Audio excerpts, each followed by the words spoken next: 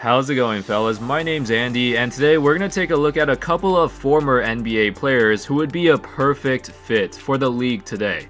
As y'all know, the NBA has changed a lot over the years, and I'd actually argue that it's changed more in the last 10 years than it has throughout the rest of history.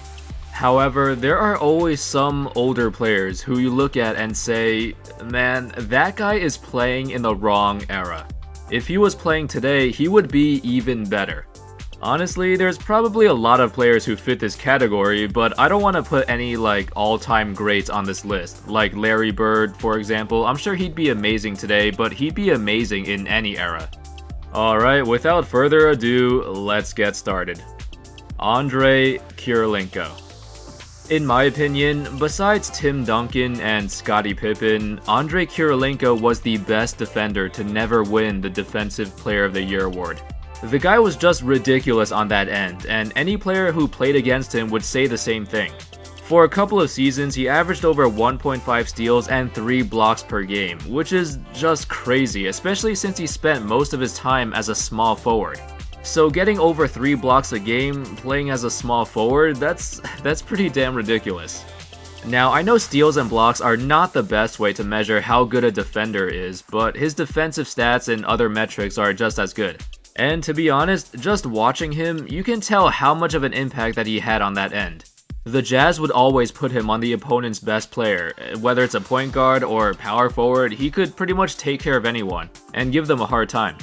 He was the main reason why those Utah Jazz teams in the mid-2000s were so good defensively, even though the rest of the players on those teams were not really considered to be good defenders. So why do I think he'd be perfect for the NBA today? Well, back then, defenses were not as sophisticated, and this whole idea of switching pick and rolls is much more common today than back then.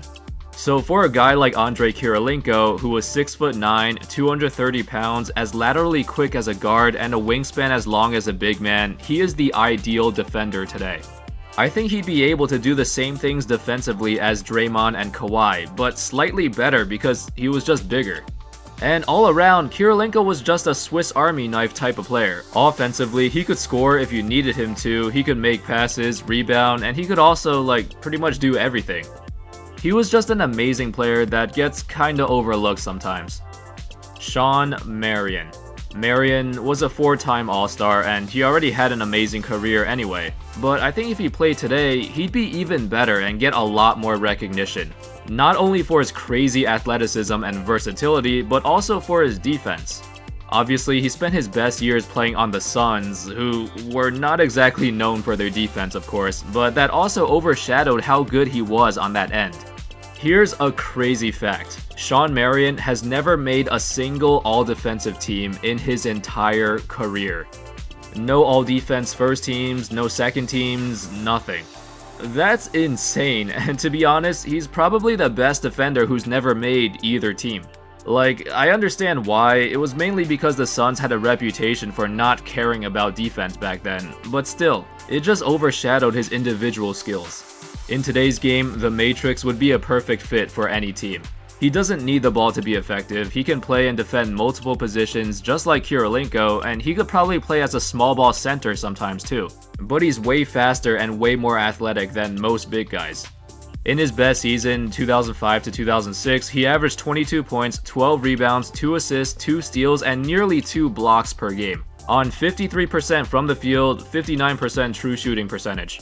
I know he just retired relatively recently, but if he was in his prime today, I think he'd put up similar numbers for even more seasons, and as I said before, he'd be perfect on any team. Especially since almost every team has a good point guard, so that benefits Marion's game too. Peja Stojakovic. Pretty much any great 3-point shooter would do really well today, but I chose to put Peja here because I think he takes it to another level. First off, he was 6'10".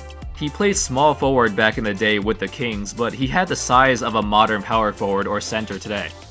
He wasn't the fastest defender and would probably still struggle against more athletic guys, but what separates him from other shooters is his release. He has an incredibly fast release on his shot, and probably not as fast as Curry's, but it's still definitely up there. A lot of offenses today include offside screen and rolls, guys coming off screens to catch and shoot, things like that. So with Peja's quick release and his height, that just makes him an even better fit for today's offenses. He can pretty much get off his shot anytime he wants to.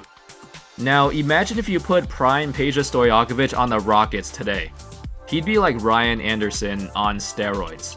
Peja at his best had seasons where he shot like 6 threes a game, but today I'd have no problem with him jacking up at least 10 per game. He was that great of a shooter. Lamar Odom. When we think of Lamar Odom nowadays, we kinda connect him to things outside of basketball, like his relationship with Khloe Kardashian or a drug overdose that nearly killed him. But throughout Odom's NBA career, he was really, really good. He never made any All-Star appearances, but he was a very important piece, the third best player on those Lakers teams that won titles in 2009 and 2010. It's hard to describe Odom's game, to be honest. He was a good ball handler who can play point forward at times, he was a good passer, a good defender, and a good rebounder. But his jumper was always inconsistent. For example, he had seasons where he shot 37-38% from 3, and then other seasons where he shot 27%. In his best overall season, he averaged 15 points, 9 rebounds, and nearly 6 assists per game. But even before he joined the Lakers, he was a great player right when he came into the league. Honestly, if he came into the league today, he'd probably be put in the same role as Ben Simmons. I mean, they have similar skill sets and similar size, although Ben is the better passer. Dennis Rodman. Remember when I said Andrei Kirilenko would be the perfect defender in today's game? Well, scratch that. I actually think Rodman is. The difference here is Rodman played in the 80s and 90s where the game was way more physical and every team had like a traditional big man playing the 5. Yet he was still able to hold his own defensively. Winning 2 Defensive Player of the Years in his era at his size is unprecedented. Rodman showed that it was possible for undersized bigs to succeed in the NBA.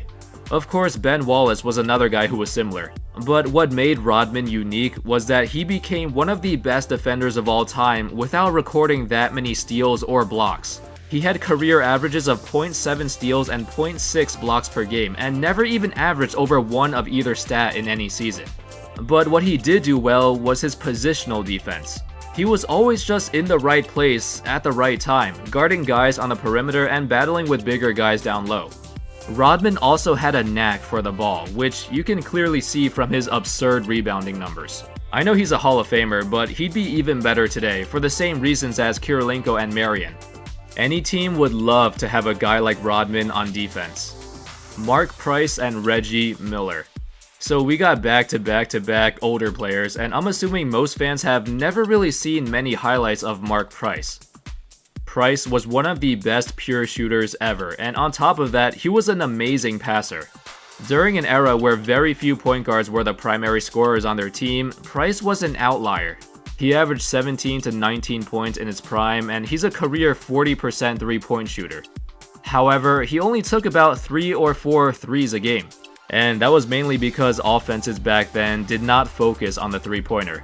With Price's combination of shooting off the dribble and his great court vision, he'd probably be similar to Steph Curry today, but on a lower volume of shots. But efficiency-wise, he'd be right up there. As for Reggie Miller, he had an amazing career in the 1990s, one of the most clutch players in NBA history. But a lot of times, he wasn't really given the green light. Throughout his career, he's never had a single season where he averaged more than 16 field goal attempts. And he only has a career 22% usage rate. The typical superstar back then probably averaged like 20 field goals a game and upwards of 30% usage.